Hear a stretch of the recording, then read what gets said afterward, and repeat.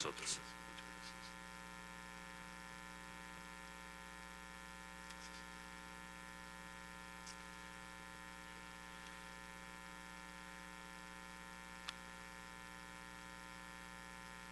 Muchas gracias, hermano Salomón. Saludos a todos en el nombre de Jesucristo, el fiel testigo, el soberano de los reyes de la tierra.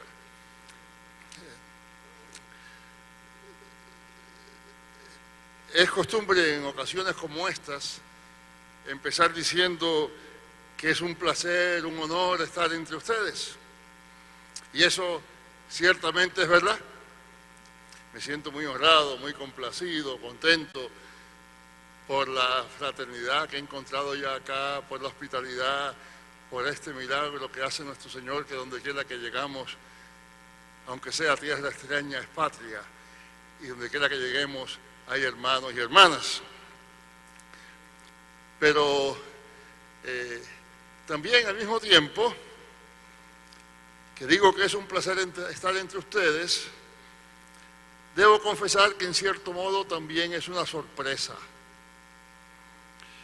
O más bien diría que sería una sorpresa de no haber sido unos 60 y tantos años entre mis primeros encuentros con las asambleas de Dios y el día de hoy.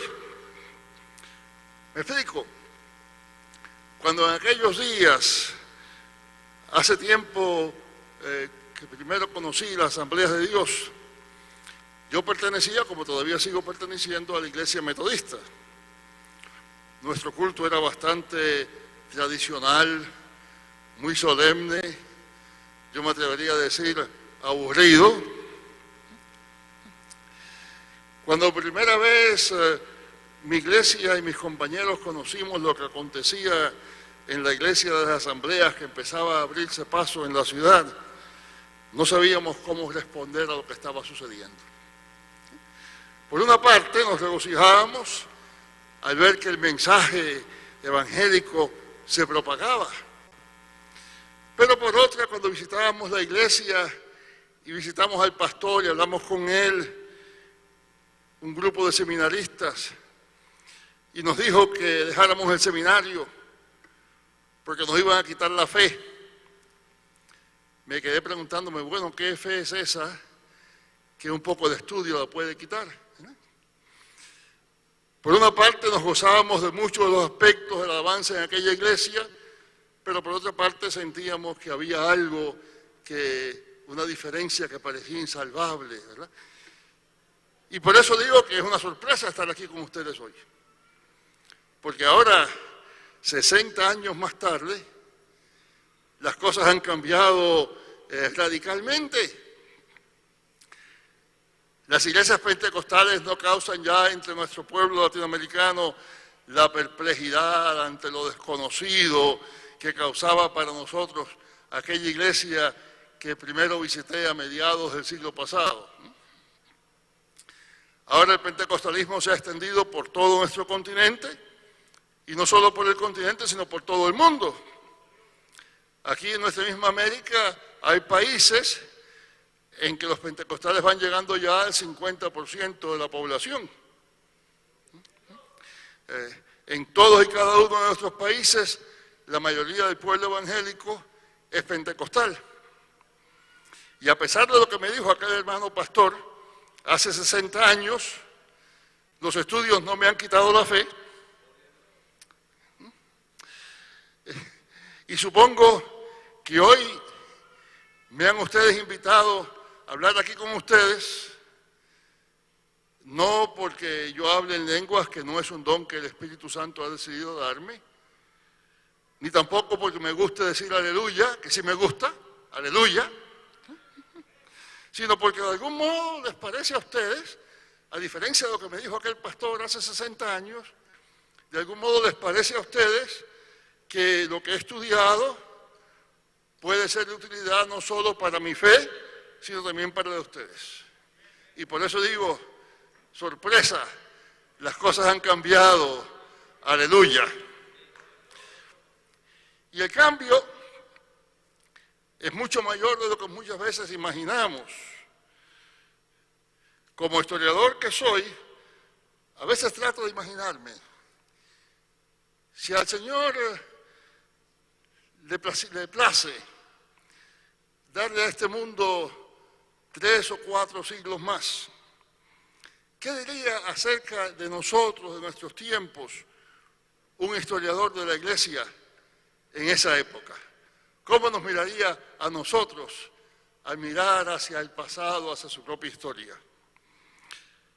Muy probablemente, ese historiador dirá que la segunda mitad del siglo XX y los primeros años del XXI fue una época en que tuvieron lugar en la vida de la Iglesia cambios como poco antes se habían visto.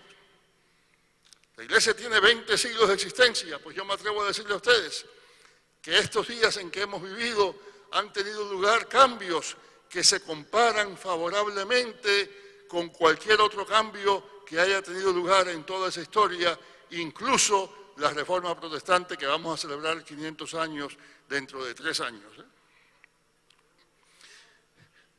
Diría, por ejemplo, que al empezar el siglo XX, el centro del cristianismo estaba en Europa y en Norteamérica. Aparte del catolicismo en América Latina, que como ustedes saben tenía muchos elementos bastante cuestionables, aparte de ese catolicismo, la presencia de cualquier tipo de cristianismo en casi todos los otros países del mundo, aparte de Europa y Norteamérica, era mínima.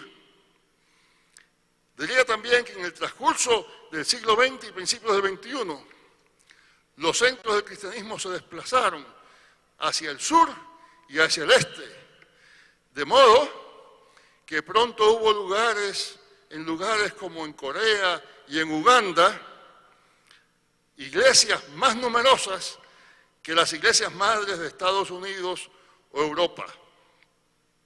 Hace unos meses estaba con el liderato de otra iglesia pentecostal en los Estados Unidos y me estaba contando el presidente que la iglesia en los Estados Unidos tiene 100.000 miembros, pero que en la República del Congo tiene 500.000.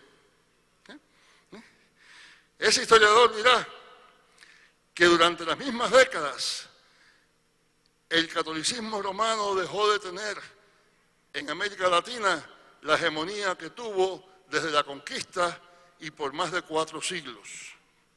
Y dirá también que buena parte de eso se ha debido al avivamiento pentecostal, un avivamiento que aunque nacido en los antiguos centros del cristianismo, pronto echó raíces en el resto del mundo. Lo que es más, ese historiador dirá que todo eso produjo en todo el cristianismo un fermento cuyos únicos paralelos se encuentran en los primerísimos siglos de vida de la historia de la Iglesia y quizá un poco también en tiempos de la Reforma en el siglo XVI. Los primeros siglos tras el advenimiento de nuestro Señor fueron tiempos gloriosos en que la Iglesia creció, se expandió, a pesar de presiones sociales y persecuciones oficiales, o quizás debemos decir, bueno, en parte como resultado de esas presiones y de esas persecuciones.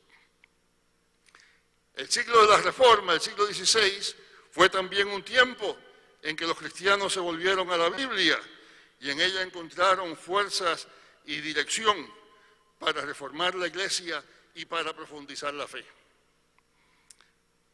Pero también, por otra parte, cuando hoy estudiamos esos 2 períodos gloriosos de la vida de la Iglesia, vemos que junto al fermento que llevó al crecimiento de los 3 primeros siglos y junto al fermento de la Reforma, surgieron también ideas, movimientos, tendencias que fue necesario refrenar.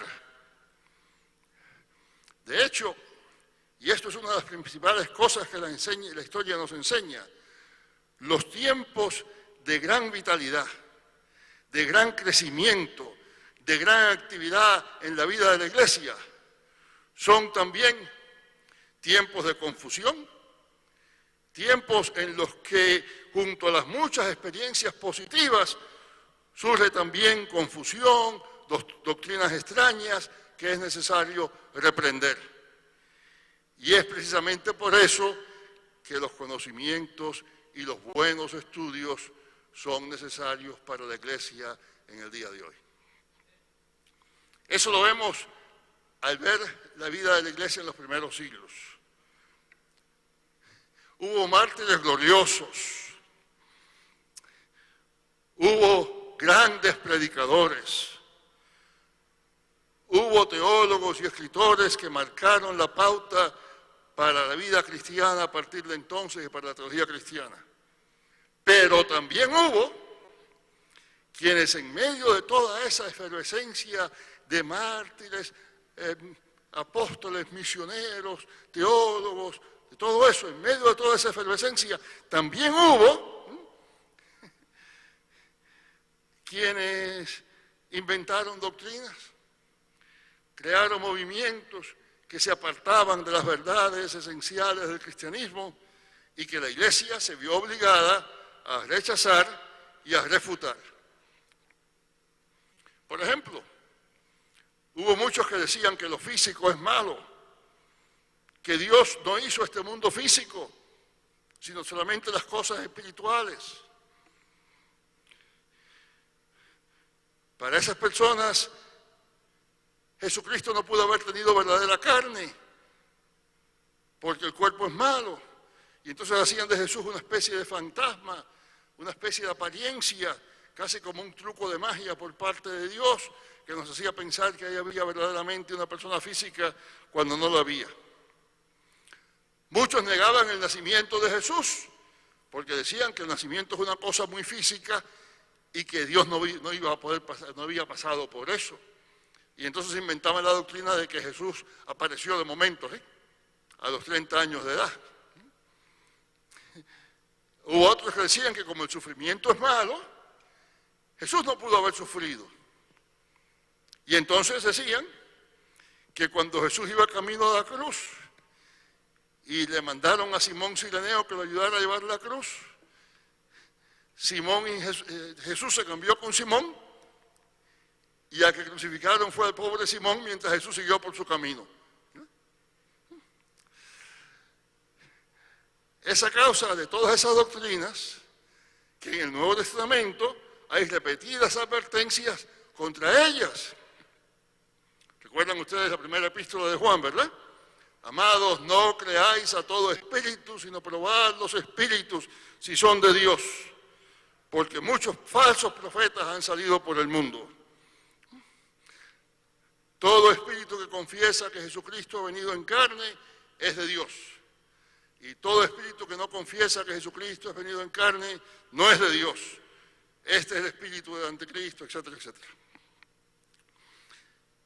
Y Pablo les dice a los Gálatas, mas si aún nosotros o un ángel venido del cielo os anunciáramos otro evangelio diferente del que os hemos anunciado, sea anatema. Y en la primera epístola a Timoteo se nos dice que es necesario enviar, dice así, a algunos que no enseñen diferente doctrina, ni presten atención a fábulas y genealogías interminables. Y si eso es cierto que en los primeros siglos, que fueron tiempos de vitalidad, de crecimiento, fueron también tiempos de confusión en que surgieron falsas doctrinas acerca de muchas cosas contra las cuales era necesario luchar. Algo parecido aconteció también en tiempos de la Reforma. Ciertamente, la obra de los reformadores fue valiosa y con orgullo nos declaramos sus herederos. Ciertamente, la Reforma nos trajo una comprensión más profunda de la autoridad de las Escrituras y nos trajo un constante llamado a regresar a ellas. Todo eso es bueno, pero la Reforma también trajo consigo su medida de confusión. Así hubo, por ejemplo, quienes decidieron no esperar más y traer el reino de Dios mediante las armas. Y tras varios intentos y tomaron posesión de una ciudad en Alemania, declararon que aquella era la Nueva Jerusalén, expulsaron de ella primero a todos los católicos y todos los otros que no estuvieron de acuerdo con ellos, a los que empezaron a criticar lo que hacían. Después declararon que la Nueva Jerusalén debía tener un rey, y el panadero que servía de jefe se declaró rey de la Nueva Jerusalén. Y entonces, como no había varones porque todos se habían ido huyendo, los habían matado, declararon que igual que David había tenido muchas mujeres, debía haber también poligamia. En fin, que la misma efervescencia de los tiempos de la Reforma, al tiempo que trajo grandes bendiciones, también les abrió camino a los charlatanes y a los fanáticos. Visto todo eso, me atrevo a sugerir que algo semejante está aconteciendo en nuestros días. Volviendo a ese hipotético historiador, ¿verdad?, que en unos pocos siglos escribirá acerca de nuestros tiempos, ese historiador dirá también que así como en los primeros siglos y en tiempos de la Reforma, en nuestro tiempo también hubo una efervescencia de charlatanes y fanáticos. Ya hablaremos más de algunos de ellos, particularmente los que más nos deben preocupar. Para comprobar el caso simplemente basta con citarle dos casos. Si van ustedes a su computadora, podrán ver allí un gran reloj en que un supuesto conocedor de la Biblia le dice a usted exactamente cuántos años, cuántos días, cuántas horas y hasta cuántos minutos faltan para que venga el Señor. Ese mismo Señor que les dijo, nos toca a vosotros saber los tiempos o las sazones, ¿no? Ese mismo Señor que declaró que el tiempo de su retorno está escondido en el regazo del Padre. Pero este buen Señor sabe lo que se supone que nadie sepa. Y encontrarán también allí en la computadora a otro supuesto maestro de origen puertorriqueño que vive ahora en Miami, que nos anuncia que él es Jesús y que es también el 666. Porque estudiando la Biblia, él ha llegado a la conclusión de que el 666 es la otra cara de Jesús y él es las dos.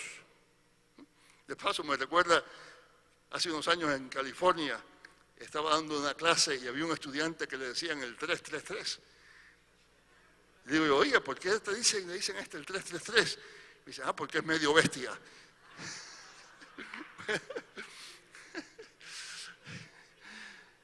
Lo peor de todo eso, ¿verdad?, no es que tales personas tengan ideas estrafalarias. Lo peor, lo que debe preocuparnos, es que encuentran miles y miles que los creen, que los siguen, que abandonan la sana doctrina en pos de falsos profetas. Lo peor es que sean la bestia o el 666 o el 333, hay quienes les apoyan, al punto que muchos de entre ellos se han hecho multimillonarios. ¿Saben ustedes que una de las empresas internacionales más grandes en el Brasil pertenece a uno de esos señores? Y ese señor tiene más dinero que los presidentes de ninguna de las corporaciones brasileñas. Una vez más hoy, como en los primeros siglos y como en tiempos de Reforma, el fervor religioso mismo, la santa, buena, verdadera efervescencia que vemos en el pentecostalismo, también ha producido espacio para extrañas doctrinas que el verdadero pentecostalismo, el pentecostalismo bíblico, tiene que reprender y refrenar. En la iglesia antigua hubo quien se opuso a las doctrinas extrañas que ya he citado, quien vio que el modo en que esas doctrinas supuestamente cristianas eran en realidad una contradicción tajante del centro del Evangelio mismo. En tiempos de la Reforma hubo también quien se opuso a esos extremos que ya he mencionado, Gracias a ellos, la doctrina de la autoridad suprema de las Escrituras, la doctrina de la justificación por la fe, la doctrina del sacerdocio universal de los creyentes, todo eso logró subsistir y dejar atrás a charlatanes como aquellos de la Nueva Jerusalén. Hoy, gracias al Espíritu Santo de Dios, hay dentro del pentecostalismo quien ve claramente la necesidad de conocer y señalar y reprender las astucias, las artimañas del maligno, de rechazar las fábulas semejantes a aquellas a que se refiere Timoteo, en fin, de asegurarnos de que se enseña, se transmite, se sigue, se predica la sana doctrina. En cierto modo sospecho que es por eso que se me ha hecho el honor de invitarme a estar aquí ante ustedes. Como ya he dicho, al tiempo que siento enorme aprecio por el pentecostalismo, y estoy convencido de que tiene mucho que enseñarle a todo el resto de la Iglesia de Jesucristo, yo mismo no soy pentecostal. Y no creo que se me haya invitado por pentecostal, sino porque alguno de entre ustedes ha juzgado que quizá pueda ayudarles un poco a partir de la historia de la Iglesia, de la historia de la teología, a responder a esos grandes retos del momento. Para responder a esos retos, lo primero que tenemos que hacer es tener conocimiento y conciencia del lugar del pentecostalismo en la historia de la teología y sobre todo de su importante contribución a la teología cristiana. Y no digo solamente a la teología pentecostal, note usted que digo a la teología cristiana. Quizá debido a tendencias ya pasadas, como la de aquel pastor que hace 60 años me decía que debía dejar el seminario para que no me quitara la fe. Muchas veces el pentecostalismo mismo no se percata del valor de esa contribución. Sabemos, sí, de la proclamación, de la contribución del pentecostalismo a la proclamación del Evangelio. Sabemos del enorme, sorprendente, milagroso crecimiento de las iglesias pentecostales. Pero no nos damos cuenta del impacto que el pentecostalismo está haciendo y va a hacer en el campo mismo de la teología cristiana toda. Cuando hablamos de ese impacto, naturalmente, lo primero que nos viene a la mente es la doctrina del Espíritu Santo. A veces oímos decir que por siglos, hasta el avivamiento del pentecostalismo, la Iglesia y los cristianos no se ocuparon del Espíritu Santo y que por tanto lo que el pentecostalismo ha hecho es llamar la atención de la Iglesia hacia el Espíritu Santo y la neumatología es decir, la doctrina del Espíritu. Eso es verdad en cierta medida, pero para entender de verdad qué es lo que el pentecostalismo está contribuyendo, tenemos que empezar por reconocer que en tiempos pasados los cristianos sí se han ocupado de la doctrina del Espíritu Santo. Solamente unos pocos ejemplos, ¿verdad? Desde sus mismos inicios, la fe cristiana afirmó su creencia en el Espíritu, en la divinidad, el poder del Espíritu. Lo hizo, por ejemplo, insistiendo en la fórmula bautismal. Yo te bautizo en el nombre del Padre, del Hijo y del Espíritu Santo. Entre paréntesis, no yo te bautizo en el nombre del Padre y en el nombre del Hijo y en el nombre del Espíritu Santo. No hay tres nombres, hay un solo nombre. En la tradición antigua, el nombre es la cosa misma, es la persona misma, es el poder de la cosa, de la persona, de la sustancia. De manera que no estamos bautizando en tres nombres, en tres principios. Estamos bautizando en el único nombre del Dios que es Padre, Hijo y Espíritu Santo. Ese paréntesis lo dejamos de un lado, ¿verdad? Bueno. Más adelante, en el siglo, ya hablé de lo que pasaba al principio, ¿verdad? Más adelante, en el siglo IV, cuando algunos dudaban de la divinidad y eternidad del Hijo, hubo quien se declaró dispuesto a afirmar la divinidad del Verbo Hijo de Dios, pero no del Espíritu Santo. Y frente a esos, el resto de la Iglesia afirmó categóricamente la divinidad del Espíritu Santo.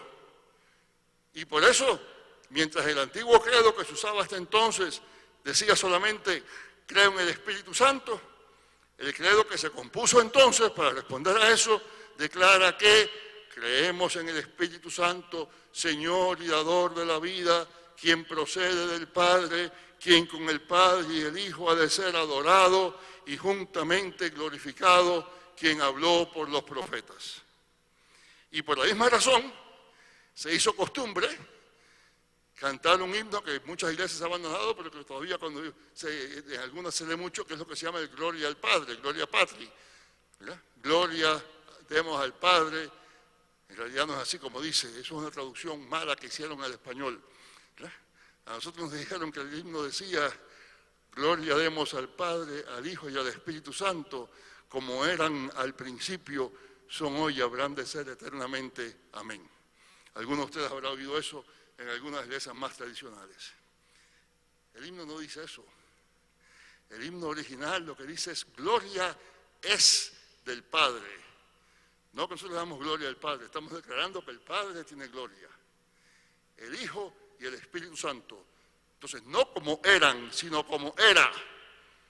Como la gloria era al principio. Y lo que el himno está diciendo es que el Espíritu Santo le pertenece desde el principio y al Hijo le pertenece desde el principio la misma gloria, la única gloria, que es la gloria del Padre. Y ese himno lo compuso la Iglesia precisamente para hablar de aquellos que decían, no, el Padre sí, el Hijo un poquito menos, y el Espíritu Santo, bueno, quién sabe. No, gloria al Padre, al Hijo y al Espíritu Santo, como esa gloria era al principio, es hoy y será eternamente. Si tuviéramos tiempo, podríamos seguir haciendo un listado y resumiendo todas las controversias, las cuestiones en torno al Espíritu Santo que han tenido lugar en torno a los siglos, de todos los siglos.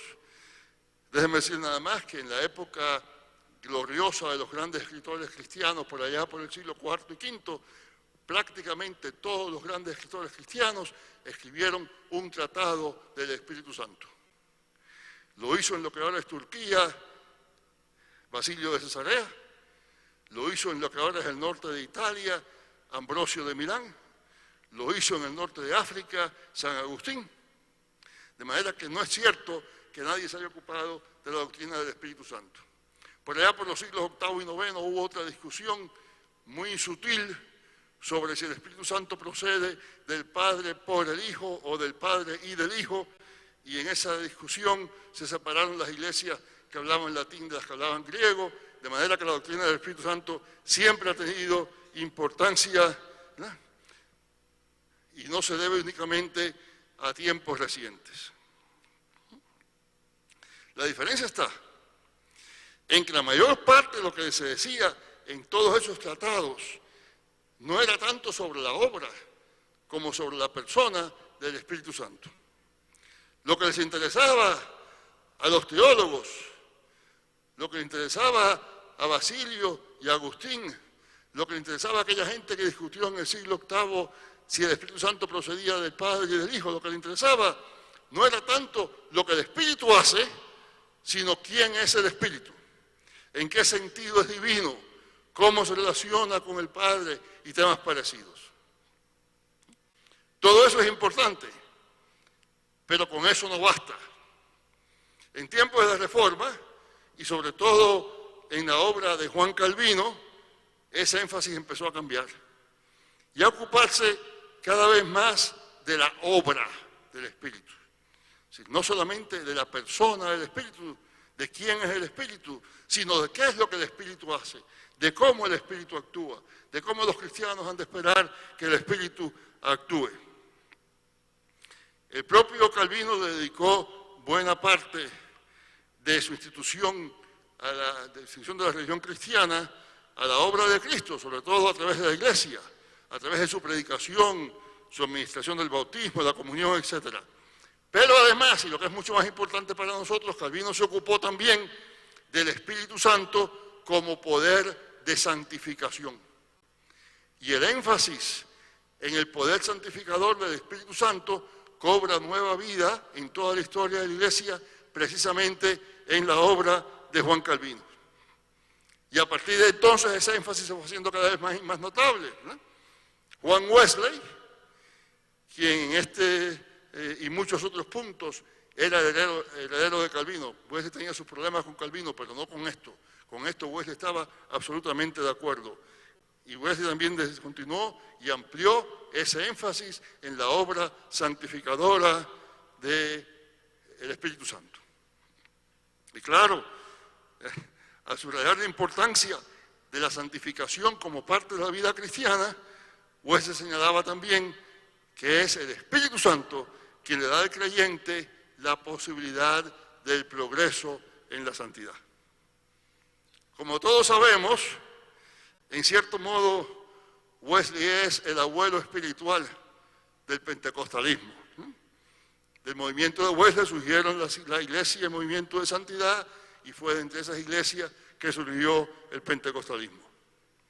Luego el pentecostalismo es heredero y continuador de ese énfasis en la obra del Espíritu Santo, y no solo en su relación con el Padre y con el Hijo u otras cuestiones semejantes.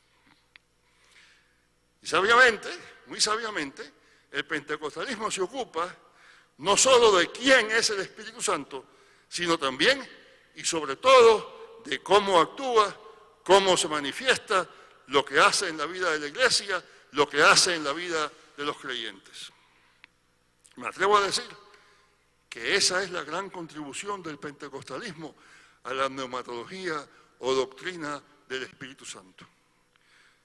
No su énfasis en la divinidad del Espíritu, que los cristianos han afirmado a través de los siglos, sino su énfasis en la obra presente, en la manifestación del poder, en la presencia, acción continua del Espíritu Santo en la iglesia de hoy. La importancia de eso puede verse en el modo en que entendemos la inspiración de las Escrituras. Repetidamente, a través de la iglesia, de toda la historia de la iglesia ha afirmado que el Espíritu Santo inspiró a los autores bíblicos. Sobre eso no cabe duda, en eso todos están de acuerdo. Pero por lo general ahí se han quedado las cosas. Se ha hablado poco acerca de cómo el Espíritu Santo, que inspiró a Pedro y a Pablo, también es el Espíritu que inspira a la iglesia de hoy, que lee los escritos de Pablo o Pedro o Jeremías. Poco antes de que surgiera el pentecostalismo en el siglo XX, ¿verdad? Ustedes saben que el gran avivamiento pentecostal empezó a principios del siglo pasado. Poco antes de eso hubo una seria controversia entre cristianos evangélicos, acerca del modo y la medida en que el Espíritu inspiró a los autores bíblicos. Aquellos últimos años del siglo XIX y primeros del siglo XX fueron tiempos del auge de la modernidad. Esa modernidad estaba imbuida del espíritu del racionalismo, para el cual eso de que Dios inspira a algún autor allá hace siglos, eso era inconcebible y hasta absurdo. Además, el racionalismo estaba convencido de que los tiempos modernos, con su recién adquirido conocimiento del mundo, de su funcionamiento, eran incompatibles con las Escrituras. El resultado de todo eso fue el modernismo, cuyo propósito era deshacerse de todo lo que pudiera parecer anticuado en la fe cristiana y reinterpretarla de tal modo que fuera perfectamente compatible con la modernidad y sus descubrimientos. Ahora, frente a ese movimiento modernista surgió el fundamentalismo, que data de un poquito antes del pentecostalismo. El fundamentalismo era un intento de responder a los extremos del liberalismo, para el cual la Escritura parecía haber perdido toda autoridad, y se le llamó fundamentalismo porque en su primer documento hicieron una lista de 5 principios fundamentales que todo cristiano tiene que creer. Uno de ellos era la inspiración literal de la Biblia. Es interesante notar, sin embargo, que entre esos 5 principios no se encuentra ni la doctrina de la creación, ni el pecado, ni la gracia. Y se encuentra al menos uno, que es una interpretación muy particular de la historia, de la obra de Cristo, y que no es la que la Iglesia ha sostenido a través de todos los siglos, la única. Cuando algunos le dijeron a los fundamentalistas, bueno, pero espérate, lo que tenemos de la Biblia son copias de copias, de que los autores originales escribieron, y esas copias no concuerdan en todos sus detalles. ¿Qué hacemos si tú dices que todo es literalmente correcto? Y claro, los fundamentalistas contestaron, bueno, lo que pasa es que en realidad lo que el Espíritu Santo inspiró fue el texto original, no este texto que tenemos ahora.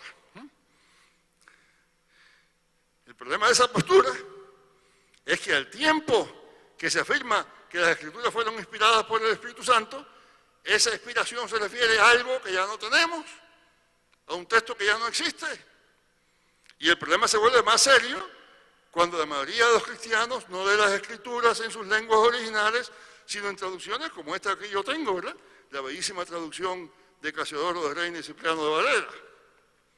Luego, al mismo tiempo que el fundamentalismo afirma la autoridad infalible de las Escrituras, les resta autoridad a la Biblia que leemos día a día, y limita la inspiración del Espíritu Santo a obra que se escribió hace siglos, a manuscritos que ya no tenemos, al momento solo de escribirse el texto sagrado y al original que se produjo entonces.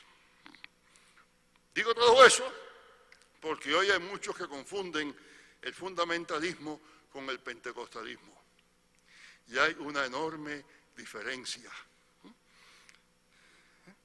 Mientras el fundamentalismo habla de la inspiración del Espíritu Santo solamente en términos del pasado, el pentecostalismo insiste en la inspiración del Espíritu Santo que continúa hasta el día de hoy. El Espíritu que inspiró a Pablo sigue activo en la Iglesia hoy. No se llega a nosotros únicamente por aquello que escribió Pablo hace 20 siglos, se llega también a nosotros hoy, iluminando aquello que Pablo escribió, de igual manera que iluminó a Pablo cuando lo escribió. Quien hoy abre la Biblia y la lee con fe, lo hace con la ayuda del mismo Espíritu que inspiró a Isaías, a Pablo y a Pedro. Esa es la razón por la cual, al tiempo que el fundamentalismo tradicional lleva a la rigidez, el pentecostalismo se ha mostrado flexible, capaz de responder a nuevas situaciones de nuevos modos. Es por eso que el pentecostalismo ha sido capaz de adaptarse a una enorme variedad de culturas sin dejarse enjaular, como lo ha hecho muchas veces el fundamentalismo, ¿verdad?, que insiste en sus propias raíces, en sus tradiciones, que son mayormente anglosajonas y por tanto tiende a ser una especie de avanzada, apartada en las otras culturas a que se mueve, pero no se relaciona directamente con ellas. Es por eso que las asambleas de México, al tiempo que continúan su hermandad con las asambleas en los Estados Unidos y en cualquier otro país, son asambleas de México. Porque aquí en México se mueve todavía el mismo espíritu que se movía al principio sobre la faz de las aguas, que luego inspiró a Ezequiel y a Pablo, que se manifestó en el avivamiento de la calle Azusa y que se manifiesta hoy de mil maneras que todos ustedes conocen entre nosotros. Mi propósito en estos días es explorar con ustedes algo del modo en que esas escrituras inspiradas por el Espíritu Santo, pueden leerse hoy aquí, en nuestra América, también bajo la misma inspiración del Espíritu Santo. Para ello, lo que me propongo en las primeras presentaciones es centrar nuestras meditaciones en el libro de Hechos, para luego, en la cuarta, hacer algunos apuntes o observaciones más generales y de más amplio alcance. Como sabemos, el autor de Hechos es también el autor del Evangelio de Lucas. Lo que es más, bien puede decirse que Lucas y Hechos son como dos tomos de la misma obra, dos volúmenes de la misma obra, ¿verdad? Lo que muchas veces notamos es el énfasis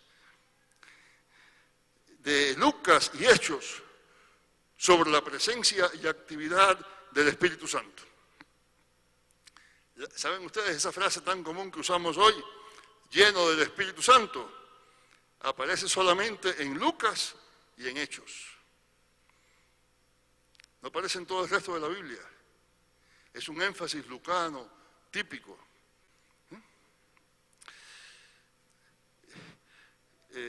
Sin lugar a dudas, en todos los evangelios se ve que el Espíritu Santo actúa en Jesús. Ninguno de ellos va a negar el Espíritu Santo, pero el énfasis principal está allí en los escritos de Lucas. Así que mientras en Mateo hay unas 6 referencias directas al Espíritu Santo, en Marcos hay unas 6, en Mateo hay unas 12, en Lucas, sin contar los evangelios, nada más que en Lucas hay 60. Así que hay una diferencia enorme, ¿verdad? No que Mateo y Marcos no creen en el Espíritu Santo, sino que ese es un énfasis que le interesa particularmente a Lucas, ¿verdad? Lucas es el único evangelista que señala que al principio de Jesús empieza la lectura de la sinagoga que dice, ¿cómo? El Espíritu del Señor está sobre mí. Y si vamos a la historia del nacimiento de Jesús, según Lucas la cuenta, encontramos en ella abundantes, constantes referencias al Espíritu Santo. En el capítulo 1, Zacarías recibe la promesa de que su hijo Juan será lleno del Espíritu Santo aún desde el vientre de su madre.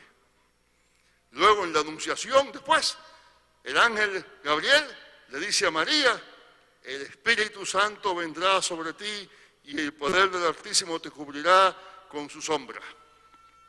Poco después, todavía en el capítulo 1, Lucas cuenta que cuando Juan saltó en el vientre de su madre, ella, Elizabeth, llena del Espíritu, exclamó a gran voz. Y en ese mismo capítulo, al nacer Juan, su padre Zacarías, dice Lucas, fue lleno del Espíritu Santo y profetizó. Luego, solo en ese primer capítulo de Lucas, se nos habla ya de 3 personas llenas del Espíritu Santo. Juan, su madre Elizabeth y su padre Zacarías. Y como bien sabemos, claro, pues se dice también en ese mismo capítulo que María concibió a Jesús por obra del Espíritu Santo. En el capítulo 2, cuando Jesús es presentado en el templo, Lucas introduce a Simeón diciendo que el Espíritu Santo estaba en él y que le había sido revelado por el Espíritu Santo que no vería la muerte antes que viera al ungido del Señor y que fue al templo movido por el Espíritu. 3 referencias al Espíritu Santo, nada más que en el pasaje muy breve sobre Simeón. Y en cuanto a Hechos, no cabe duda de que su protagonista principal es el Espíritu Santo. Lo que es más, si hoy fuéramos a ponerle el título al libro, posiblemente no lo llamaríamos los Hechos de los Apóstoles, lo llamaríamos los Hechos del Espíritu. En la antigüedad, los títulos que se les ponían a los libros no decían como hoy todo lo que el libro decía, sino nada más que por dónde empezaban. Ayer el hermano Cordero me estaba mostrando un libro en varios volúmenes, ¿verdad? México a través de los siglos. Ese título, México a través de los siglos, es lo que le pondríamos hoy. Ese mismo libro, si hubiera sido escrito en aquella época, diría Historia del descenso del pueblo de Aztlán. Y eso nada más que ocuparía una parte del libro, pero así es como se nombraban los libros entonces. De manera que al nombrar el libro Los Hechos de los Apóstoles, no nos está diciendo que el tema del libro son los apóstoles. El libro empieza por los Hechos de los Apóstoles, pero continúa bastante más allá. Los apóstoles tienen sí un lugar central en los primeros 5 capítulos, ¿verdad? Especialmente Pedro y Juan. Pero a partir del capítulo 6 y a través de todo el 8, la atención se centra en otros líderes, ¿verdad? Particularmente Esteban y Felipe, que ya no son de entre los 12. Y entonces en el 9 aparece otro cierto Saulo de Tarso, cuya carrera apostólica va a ocupar el centro de la acción. A partir del 12, ¿verdad? Pero Pedro aparece otra vez después, desaparece, aparece otra vez en el capítulo 10, con la historia de Cornelio y demás, hasta el 12, y entonces desaparece otra vez hasta el 15, cuando se menciona otra vez en el llamado Concilio de Jerusalén, y al fin del libro ni siquiera se nos dice nada más de Pedro. Pedro estuvo en Jerusalén y después no sabemos, no dice. En toda la narración del libro de Hechos, el único personaje constante, siempre presente, siempre activo, siempre soberano, es el Espíritu Santo. Luego, aunque el libro lleve por título Los Hechos de los Apóstoles, en realidad trata más bien de los hechos del Espíritu Santo. Así, bien podríamos decir que el primer libro de Lucas, el Evangelio, muestra cómo el Espíritu Santo actúa y se hace presente en Jesús. Acuérdense todo lo que decía al principio, ¿verdad? De cómo en todo el principio de la historia del Evangelio es el Espíritu Santo quien está actuando, ¿verdad? En Zacarías, en Elizabeth, en Juan, en María, ¿verdad? Y de manera que Jesús viene a ser la manifestación de la obra del Espíritu Santo. Y en el segundo libro, Jesús se hace presente a través del Espíritu. De manera que en uno el Espíritu se hace presente a través de Jesús, en el otro Jesús se hace presente a través del Espíritu. Y todo eso muestra que para desarrollar una teología del Espíritu Santo, esos 2 libros de Lucas, el Evangelio de Lucas y Hechos, son fundamentales. Y a eso se debe el título que le he dado a estas presentaciones, ¿verdad? Los Hechos de los Apóstoles o los Hechos del Espíritu, la contribución del pentecostalismo a la teología bíblica. Sobre esa base, volvamos muy brevemente a lo que decíamos antes acerca del modo en que el pentecostalismo nos ha devuelto el énfasis, no ya solo en la inspiración original de los autores de las Escrituras, sino también en la inspiración presente del pueblo de Dios, de ese pueblo que lee esas Escrituras con fe e inspirado por el mismo Espíritu que inspiró también a los apóstoles y profetas. Imaginemos que estamos leyendo el libro de Lucas, los 2 libros de Lucas, el Evangelio y el libro de Hechos, por primera vez. Sé que esto se nos hace difícil a nosotros, pero piense que usted no sabe de lo que trata. Está leyendo el libro, ¿no? Se ha interesado, ¿no?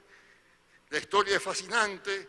Allá hacia el final del libro de Hechos hay toda casi una novela, ¿verdad?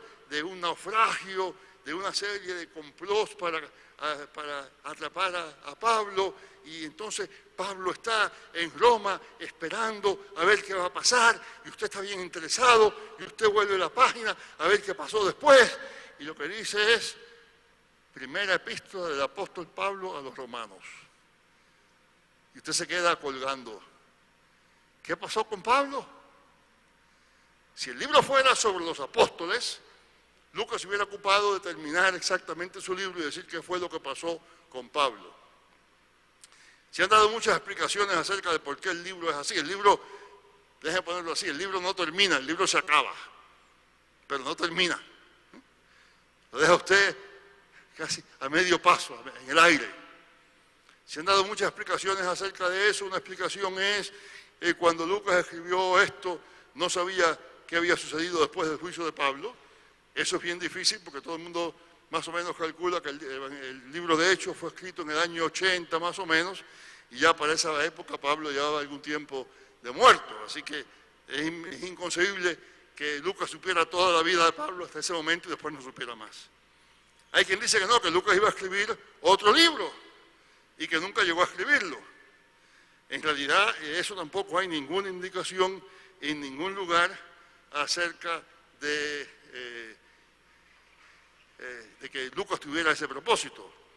Hay quien dice que lo que pasó es que Lucas quería presentar el Evangelio de manera que no molestara demasiado al gobierno y no quería terminar el libro diciendo que los romanos mataron a Pablo.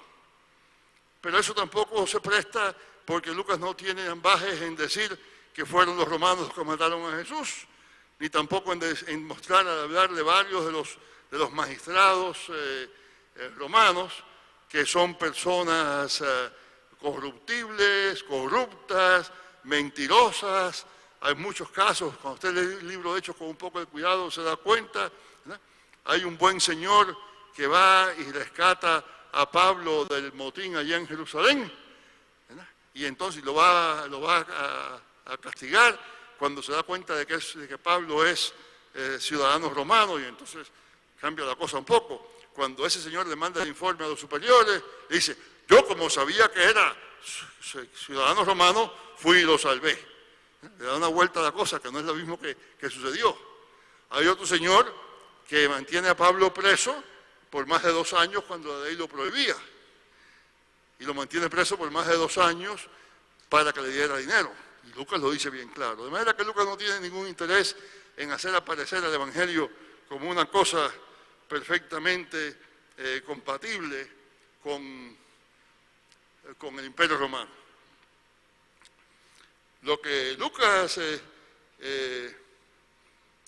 está diciendo es que lo que yo diría es que el libro no termina, para dejar bien claro dos cosas que ya he mencionado, pero que quiero enfatizar ahora. La primera es que Hechos no es ni sobre Pablo, ni sobre Pedro, ni sobre los apóstoles, sino sobre el Espíritu Santo. Si Lucas hubiera continuado la historia de Pablo y de cada uno de sus apóstoles hasta el momento de su muerte, eso querría decir que la época de los apóstoles fue un tiempo especial, un tiempo que ya terminó, ¿eh? Y de hecho, es así que muchos fundamentalistas leen la cosa. A muchos fundamentalistas usted les pregunta: bueno, ¿por qué es que hoy no hay milagros como aquellos que se cuentan en Hechos? Dicen: bueno, porque eso era la época de los apóstoles, una época especial. Claro, a usted no hay quien le diga que no hay milagros hoy, ¿verdad? Pero es esa actitud, ¿eh? De que de alguna manera aquello es una época especial. Y eso hubiera quedado fortalecido si Lucas hubiera continuado su historia, como hubiera terminado usted una biografía de Pancho Villa. Usted termina la biografía cuando muere. Y Lucas hubiera hecho entonces una biografía de los apóstoles y hubiera terminado contando la muerte de los apóstoles, pero no es lo que hace. ¿Por qué? Porque el libro no es acerca de los apóstoles que murieron, sino del Espíritu Santo que vivió en ellos y que vive todavía. Y eso nos lleva a la segunda razón por la que el libro de Hechos no termina. La primera, digo, es que el Espíritu Santo no es sobre los apóstoles, sino sobre Hechos.